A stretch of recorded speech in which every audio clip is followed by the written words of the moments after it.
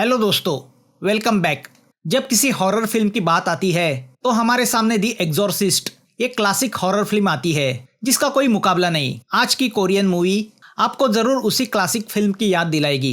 तो चलो इस मूवी का एक्सप्लेनेशन स्टार्ट करते हैं।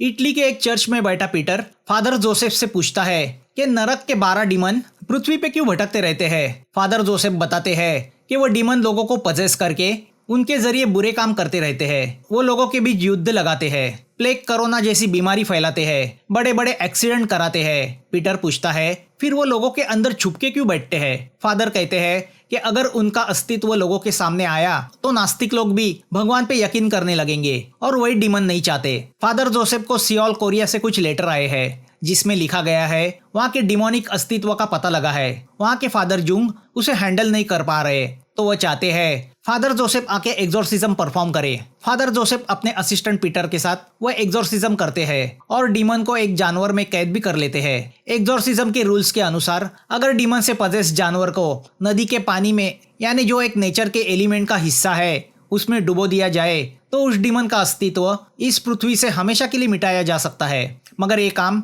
डीमन का उस जानवर के अंदर प्रवेश करने के 1 घंटे के अंदर करना होता है। तो फादर उस जानवर को लेके कार में से तेजी से नदी की ओर जा रहे हैं, मगर ट्रैफिक की वजह से मुश्किलें आ रही है।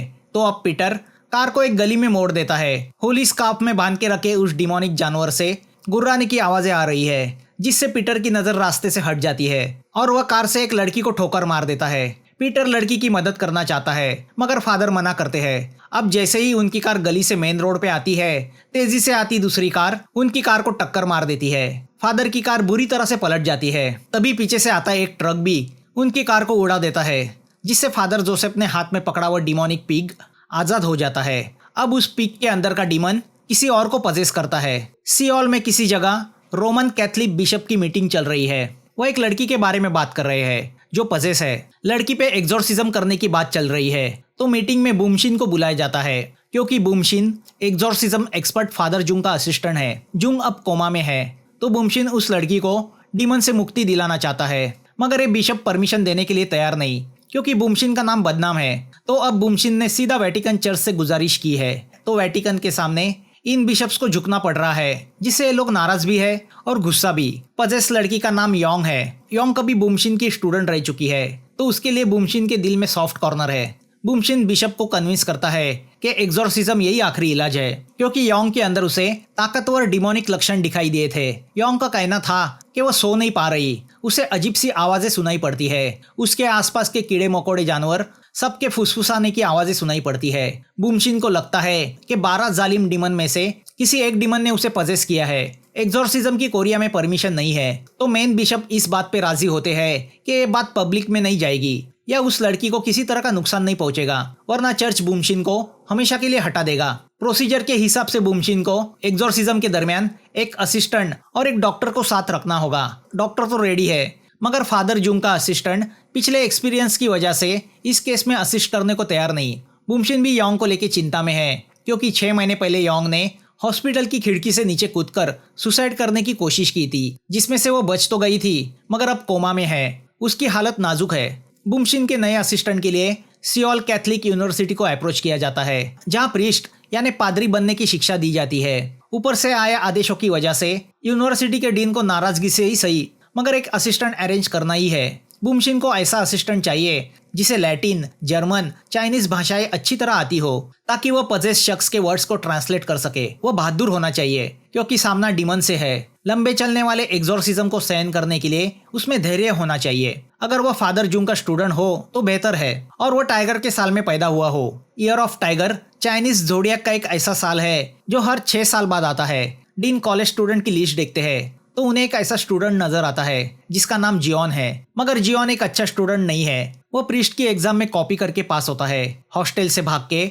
नाइट लाइफ एंजॉय करता है। उसका मन पढ़ाई में नहीं लगता मगर वो ईयर ऑफ टाइगर में पैदा हुआ है। तो डीन जियोन को अपने ऑफिस में बुलाता है और उसे सिचुएशन बता देता है। डीन उसे एक एनवलप देता है जिसमें केस की डिटेल्स है। डीन उसे जून के पिछले असिस्टेंट पार्कर का एड्रेस भी देता है ताकि वो केस के डिटेल्स जान सके। जियोन पार्कर के घर पहुंचता है मगर पार्कर किसी चीज को लेके काफी डरा हुआ है। पहले तो वो दरवाजा ही नहीं खोलता मगर बाद में वो जियोन को घर के अंदर लेता है। जियोन उससे केस से हटने की वजह पूछता है तो पार्कर उस पे गुस्सा होता है। वो जियोन को योंग के केस से जुड़ा सब मटेरियल दे देता है। अब जब पार्कर जियोन को आगाह करने जाता ही है कि वहाँ बुमशिन आता है, मगर काफी मिन्नतें करने के बाद भी पार्कर घर का दरवाजा नहीं खुलता, तो आखिर बुमशिन को वहाँ से जाना पड़ता है। अब जब जियोन पार्कर के घर से निकलता है तो पार्कर का डॉग उस पे भौंकने लगता है। वह देख के जियोन को उसके बचपन का कोई इंसिडेंट याद आता है जिसमें वह उसकी छोटी बहन के साथ था और एक डॉग ने उन पे अटैक किया था।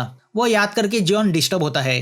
अब जियोन हॉस्टल आने के बाद सब नोट्स पढ़ता है। अब वह साथ लाए उन टेप्स को भी सुनता है जिसमें योंग की और बुमशिन की बातचीत होती है। योंग किसी वजह से डिस्टर्ब है और वो बुमशिन से कहती है, आप मुझे बार बार क्यों छू रहे हो। योंग की बातों से लगता है कि बुमशिन उसके साथ कुछ गलत करने की कोशिश में है। तभी उसी बातचीत में जियोन को किसी की अजीब भाषा में आवाज सुनाई पड़ती है। तो अब जियोन उस टेप को रिवर्स प्ले करता है तो लैटिन भाषा में उसका मतलब होता है, तुम्हें अपने आप को बचाना होगा। वो एक तरह की धमकी होती है। यहाँ बुमशिन जुंग को मिलने हॉस्पिटल जाता है तो वहाँ पड़े लेटर से उसे पता चलता है इस डिमन के सिलसिले में पहले फादर जोसेफ और पीटर की मौत हो चुकी है और योंग कहीं जाके इन सब इंसिडेंट से कहीं ना कहीं कनेक्टेड है। यहाँ हॉस्टल में जियोन दूसरी टेप सुन रहा होता है तो उसमें पजेस योंग बताती है कि उस रात जोसेफ और पीटर जब उस डिमन को कार से ले जा रहे थे तो कार ने उस गली में योंग को ही टक्कर मारी थी और जब आगे जाके उनका एक्सीडेंट हुआ तो कार से वह डिमन आजाद हुआ और उसने योंग को पजेस किया। वह सुन के जियोन पूरी तरह डर जाता है क्योंकि वह अब तक समझ रहा था कि योंग का मामला किसी भूत प्रेत के पोजीशन को लेके है, मगर यहाँ मैटर तो किसी भयानक डिमन का है जो भूत प्रेत से कई गुना ताकतवर होता है। अब जियोन समझ जाता है कि क्यों पार्कर ने वो केस छोड़ दिया। तभी जियोन को एहसास होता है कि कोई बाहर दरवाजे के पास है। वह दरवाजा खोलता है तो पार्कर का डॉग उस पे अटैक करता है। जियोन पास ही पड़ा चाकू उठा के उस डॉग को मारने की कोशिश करता है तो उस डॉग की जगह उसे उसकी छोटी सिस्टर दिखने लगती है। तभी जियोन सपने से जाग जाता है। जी हाँ, वो जियोन का सपना होता है। तभी जियोन को बुमशिन का कॉल आता है जो उसे एक्सोर्सिज्म के लिए कुछ सामान लाने बोलता है क्योंकि अगला दिन फेस्टिवल ऑफ हंग्री घोस्ट है जो एक्सोर्सिज्म के लिए अच्छा माना जाता है क्योंकि उस दिन भूत प्रेत डिमन अपनी नाजुक अवस्था में होते हैं और यही योंग को बचाने का आखिरी चांस है। दूसरे दिन जियोन तैयार होके बुमशिन को मिलने निकलता है। यहाँ बुमशिन अपनी रूम में होता है तो हमें दिखता है उसके शरीर पे कई दाग है। दूसरी ओर जियोन रास्ते से जा रहा होता है कि उसे डीन मिलता है। डीन बुमशिन के बारे में जियोन को आगाह करता है। वो बताता है कि पार्कर से उसे पता चला है कि बुमशिन बच्चों को मॉलेस्ट करता है, तो डीन चाहता है कि जियोन एक्सोर्सिज्म के पूरे रिचुअल को कैमरा में रिकॉर्ड करे। बिशप भी जानना चाहते हैं वहाँ क्या हुआ। अगर बुमशिन कुछ गलत कर रहा है तो उसे रोकना जरूरी है। यहाँ एक नर्स भागते हुए बुमशिन के पास पहुंचती है और उससे कहती है कि फादर जुंग को होश आया है। तो अब बुमशिन हॉस्पिटल पहुंचता है। नर्स बताती है कि कल रात को जब से जुंग को होश आया है उसके कमरे से बदबू आ रही है। वह सुन के बुमशिन को कुछ शक होता है। बुमशिन रूम में आता है तो देखता है जुंग ने सभी धार्मिक चीजें जैसे मदर मेरी का फोटो और क्रॉस निकाल के कोने में रख दिया है। जुंग चिकन खा रहा होता है जो अजीब है। जुंग की बातों से और हरकतों से पता चलता है कि उसे किसी स्पिरिट ने पजेस किया है। बुमशिन जुंग को बेड पे लेटा के उसके हाथ बांध देता है। जुंग उससे कहता है कि उसके शरीर पे बिच्छू रेंग रहे हैं। अब बुमशिन उस पर होली रिचुअल शुरू करता है। जुंग उससे कहता है कि उसके अंदर की आवाज उससे कह रही है कि बुमशिन को एक्सोर्सिज्म के लिए नहीं जाना चाहिए। बुमशिन उससे कहता है कि अब डिमन उसे रोक नहीं सकता। मतलब योंग के अंदर के डिमन ने बुमशिन को रोकने के लिए किसी स्पिरिट से जुंग को पजेस करवाया था। बुमशिन जुंग के शरीर पे क्रॉस रखता है। जुंग बुमशिन से पूछता है कि एक्सोर्सिज्म में उसे कौन असिस्ट कर रहा है, मगर बुमशिन जवाब नहीं देता और जुंग की रोजरी लेके वहां से चला जाता है। या बुमशिन की बताई हुई चीजें लाने जियोन फ्रांसीसी चर्च पहुंचता है और वहां के सीनियर पादरी से एक पिग का बच्चा कलेक्ट करता है जिसे एक्सोर्सिज्म में इस्तेमाल किया जाएगा। पादरी जियोन को बताता है कि अब तक 10 प्रीस्ट बुमशिन को असिस्ट कर चुके हैं मगर कोई नहीं टिका, तो बेहतर है वो घर पे चला जाए। जियोन कहता है कि वो उसी सच को एक्सपोज करने जा रहा है। जियोन उस पादरी से होली फ्रांसीसी बेल पिकअप करता है जिसके घंटनाद से डिमन डिस्टर्ब होते हैं। पादरी उसे चेतावनी देता है कि डिमन का एक्सोर्सिज्म भयानक अंजाम भी दे सकता है। बुमशिन जियोन को फोन करके बोलता है कि आसमान में जब फुल मून होगा तब वो रिचुअल स्टार्ट करेंगे। तो वह जियोन को एक रेस्टोरेंट बुलाता है। रेस्टोरेंट बुमशिन की सिस्टर का है जो प्रेग्नेंट है। वो चाहती है कि जब उसे बच्चा होगा तब उसका धार्मिक विधि बुमशिन करे। अब बुमशिन जियोन की पूछताछ शुरू करता है। जियोन बताता है कि उसकी 9 साल की छोटी बहन थी। बचपन में एक डॉग ने उन पे अटैक किया था। उस वक्त जियोन इतना घबराया कि वो वहां से भाग गया। जब वह लौट के अपनी बहन को बचाने आया तब तक उसकी बहन की मौत हो चुकी थी। उसी अपराधी भावना में उसने पादरी बनने का फैसला लिया ताकि उसकी बहन की आत्मा को शांति मिले। बूमशिन उससे कहता है कि यह सब चीजें कुछ मायने नहीं रखती। जियोन बूमशिन से पूछता है कि पार्कर इस केस से दूर क्यों रहना चाहता है। बूमशिन कहता है कि वह डरपोक है। डीमन एक डेंजरस क्रिमिनल की तरह होते हैं। एग्जॉर्सिज्म के दरमियान वो हमें भी मार सकते हैं। उस पर जियोन बूमशिन से कहता है फिर तो हमें ऐसे डीमन को अरेस्ट करना ही होगा। रास्ते में बूमशिन जियोन को बताता है कि वह इस एग्जॉर्सिज्म को लाइटली ना ले। उनका मुकाबला 5000 साल पुराने डीमन से है। यहाँ योंग के घर में शमन का रिचुअल चल रहा होता है, मगर वो रिचुअल फेल हो जाता है। डीमन ओवर पावर होके उन शमन को भगा देता है। बूमशिन और जियोंग दोनों योंग के घर के यहाँ पहुंच जाते हैं। आसमान में कौवे चिल्लाने लगते हैं। बूमशिन बताता है कि एग्जॉर्सिज्म एक वॉर की तरह है, हारे तो बुरी मौत भी मिल सकती है, तो अपने आप को डीमन के सामने एक्सपोज मत होने दो। तभी जियोन को अंधेरे में उसकी बहन की आत्मा दिखाई देती है। बूमशिन उससे कहता है कि एग्जॉर्सिज्म के दरमियान अजीब वहम होंगे, उस पर ध्यान मत दो। पजेस बॉडी जो बोल रही है उसे नोट करते जाओ, ज्यादा इमोशनल मत बनो। हमें किसी भी हालत में उस डीमन का नाम उससे जानना है, तभी हम उस डीमन को पीक के शरीर में प्रवेश दिला सकते हैं। दोनों बातें कर रहे होते हैं कि तभी एक गमला ऊपर से जियोन के सर पे गिरने वाला होता है। आइन वक्त पे बूमशिन उसे बचाता है। बूमशिन जियोन से कहता है कि डीमन को पता चल चुका है तुम आए हुए हो। जियोन के चेहरे पे डर फैल जाता है। दोनों योंग की रूम तक पहुंच जाते हैं। बूमशिन को चर्च से हुई बातें याद आती है, जिसमें उन्होंने बूमशिन से कहा होता है कि अगर योंग डीमन को छोड़ने को तैयार नहीं हुई तो उसे योंग के ही शरीर के अंदर लॉक करके योंग को खत्म कर दिया जाए, जो एक तरह से मर्डर ही है, क्योंकि डीमन को किसी और के शरीर में प्रवेश करने से रोकना जरूरी है। जिससे बूमशिन डिस्टर्ब हुआ है। वह मासूम योंग को अपने आसपास महसूस करता है। योंग बूमशिन से कहती है कि आप मेरे लिए वापस आए हो ना। बूमशिन कहता है हाँ, इस बार शायद मैं तुम्हें बचाने नहीं मारने आया हूँ। अब रूम में जाने से पहले बूमशिन उन दोनों के ऊपर फीमेल हार्मोन स्प्रे करता है। वह जियोंग से कहता है कि डीमन तुमसे एनर्जी ना हासिल कर सके, इसलिए ये स्प्रे करना जरूरी है। मगर जियोंग जैसे ही योंग के रूम में जाता है, बदबू की वजह से बाहर आके वॉमिट करता है। पजेस व्यक्ति की एक पहचान होती है, उससे गंदी स्मेल आती है। डॉक्टर योंग को चेक करके वहां से चला जाता है। अब होली वाटर, मिरर और रोजरी बाहर निकाली जाती है। बूमशिन योंग के हाथ पैर बांध देता है। वही मौका देख के जियोन वीडियो कैमरा छुपके से ऑन करता है, जो उसे डीन ने कहा था। बूमशिन आसमान में फुल मून को देख के जियोन से कहता है कि आज अच्छा मौका है। जियोन बेड के पास कैंडल जला देता है और बेड के चारों ओर नमक की रिंग बना देता है। बूमशिन उसे वार्न करता है कि किसी भी हालत में उसे इस रिंग के अंदर नहीं आना है। बूमशिन मिरर में योंग को उसका रिफ्लेक्शन दिखा के उस पर क्रॉस करता है और लैटिन भाषा में डीमन को उसका अस्तित्व दिखाने कहता है। मगर कई कोशिशों के बावजूद भी जब योंग से कोई रिस्पॉन्स नहीं आता तो बूमशिन समझ जाता है कुछ तो गड़बड़ है। तभी बूमशिन की नजर जियोन ने छुपाए कैमरा की तरफ जाती है, तो बूमशिन वह कैमरा बंद कर देता है। अब जैसे ही बूमशिन योंग की तरफ मुड़ता है, वो उसे उसके हाथ छुड़ाने बोलती है। अब दोनों प्रेयर बोलना शुरू करते हैं। योंग बड़बड़ाने लगती है कि ये फादर मेरा फायदा उठाना चाहता है। बूमशिन चर्च से लाया हुआ क्रॉस उठा के योंग के सीने पे रखने जाता ही है कि तभी योंग पजेस होती है। उसके अंदर का डीमन एक्टिव होता है और वो बूमशिन को गालियां देने लगता है। सब कैंडल्स बुझ जाती है। जियोन सीढ़ी पे चर्च कॉयर प्ले करता है, तो बूमशिन अपना पवित्र स्कार्फ योंग के सर पे रख देता है और एग्जॉर्सिज्म की प्रोसीजर शुरू करता है। अब रूम के आसपास बिल्लियां जमा होने लगती है, तो रूम के अंदर चारों तरफ से कॉकरोचेस और कीड़े मकोड़े आने लगते हैं। योंग का चेहरा मक्खियों से भर जाता है। बूमशिन डीमन को उसका प्रेजेंस दिखाने का आदेश देता है। योंग गुर्राते हुए आंखें खोलती है। अब रूम में चूहे भी जमा हो जाते हैं, तो अब बूमशिन योंग की आंखें उस स्कार्फ से ढक देता है ताकि डीमन उन्हें ना देख सके। अब बूमशिन प्रेयर का पठन शुरू करता है, तो योंग अलग अलग भाषा में बड़बड़ाने लगती है। जियोन उसकी बातें नोटबुक में लिखने लगता है। बूमशिन डीमन से पूछता है वह कहाँ से आया है। डीमन बताता है कि हम सब जगह है, हमने 2500 के ऊपर लोगों को पजेस किया है। बूमशिन पूछता है तुम कितने सालों से यहाँ हो। डीमन बताता है जब इंसान बंदर था तब से हम यहाँ है। बूमशिन पूछता है और कितने वक्त यहाँ रहने वाले हो, तो वह डीमन कुछ नहीं बताता।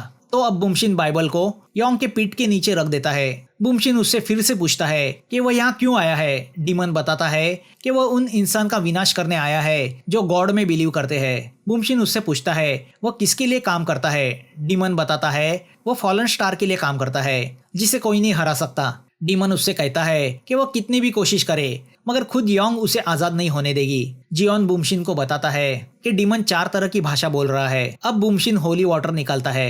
डीमन कहता है उसे मेल बॉडी चाहिए। वह औरत की बॉडी में नहीं रहना चाहता। तो अब जियोन फ्रांसीसी बेल निकालता है और बजाने लगता है। उसका घंटानाद सुन के बिल्डिंग के आसपास के कौवे वहां से भागने लगते हैं। डीमन समझ जाता है वह सेंट फ्रांसिस की बेल है जो उसने होली मॉन्ग के साथ मिलकर बनाई थी ताकि उससे डीमन को भगाया जा सके। बेल की आवाज सुन के योंग के अंदर का डीमन तड़पने लगता है। योंग के कान से खून बहने लगता है। अब जैसे ही बुमशिन योंग के ऊपर होली वाटर छिड़कता है, योंग खून की उल्टी करती है जो जाके दीवार पे लगे मदर मेरी के फोटो पे गिरती है, जिससे पता चलता है कि डीमन गॉड के सामने झुकने को तैयार नहीं। वह नजारा देख के जियोन घबरा जाता है।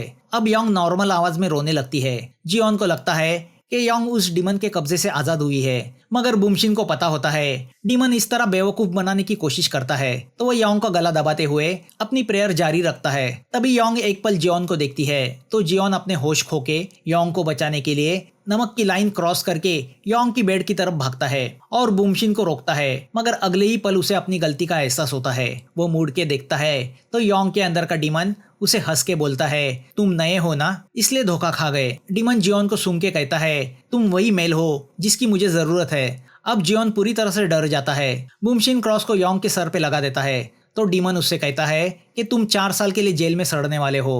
उतनी देर में हम तुम्हारी सिस्टर के पेट से जन्म लेने वाले बच्चे की आंखें खा जाएंगे। बुमशिन जियोन को बेल बजाने बोलता है। डीमन बुमशिन को दीवार पे पटक के बेहोश करता है। अब जियोन बेल उठाने जाता है तो वह अपने आसपास प्रेतात्मा को महसूस करता है। अब जियोन के शरीर पे भी वैसे ही काले दाग बनने लगते हैं जैसे फादर बुमशिन के शरीर पे है। डीमन जियोन से कहता है कि अगर जिंदा रहना चाहते हो तो यहाँ से भाग जाओ और यहाँ क्या हुआ किसी को मत बताना। दुनिया को सिर्फ यही बताना कि बुमशिन एक ठरकी पादरी है। अब डीमन जियोन की बहन की आवाज निकाल के उसे हेल्प करने बोलता है तो जियोन को याद आता है कि कैसे डॉग के अटैक के वक्त उसने अपनी छोटी बहन की मदद करने के बजाय भागना सही समझा। अगर वह उस वक्त उसकी मदद करता तो शायद वो बच जाती। कि तभी जियोन को डीमन में उसका अपना चेहरा दिखने लगता है जो जियोन से कहता है, तुम भगोड़े हो तो यहाँ से भाग जाओ। तभी रूम की सभी कैंडल्स बुझ जाती है तो जियोन डर के मारे वहां से भाग जाता है। अब जैसे ही जियोन बाहर आता है तो उसके शरीर पे पड़े काले निशान मिट जाते हैं। तभी जियोन को सामने उसकी बहन और बेबस खड़ा उसका बचपन नजर आता है। जियोन को भाग के आया हुआ देख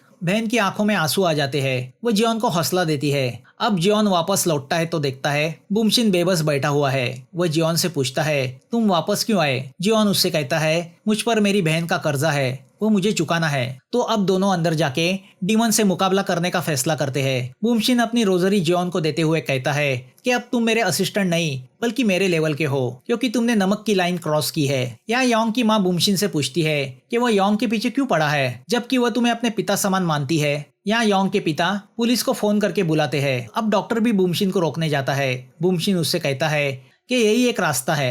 बुमशिन जियोन से कहता है कि वह अब आखिरी समन्स शुरू करेंगे। दोनों योंग के रूम में आते हैं। जियोन सरफर जलाता है तो बुमशिन पिग के शरीर पे कट लगा के उसके खून से योंग के सर पे क्रॉस बनाता है ताकि डीमन पिग के शरीर में प्रवेश कर सके। अब दोनों फाइनल एक्सोर्सिज्म परफॉर्म करना शुरू करते हैं तो डीमन फिर से एक्टिव होता है। बुमशिन उस डीमन से उसका नाम पूछता है। वह होली स्टिक से उसे दबोचता है। डीमन आने वाले विनाश के बारे में उन्हें बताने लगता है तो बुमशिन के कान से खून आने लगता है। उनके शरीर पे फिर से काले दाग आने लगते हैं। प्रेयर की मार से तड़प के डीमन अपने असली रूप में आता है और अपना नाम बताता है जो होता है माल्फस।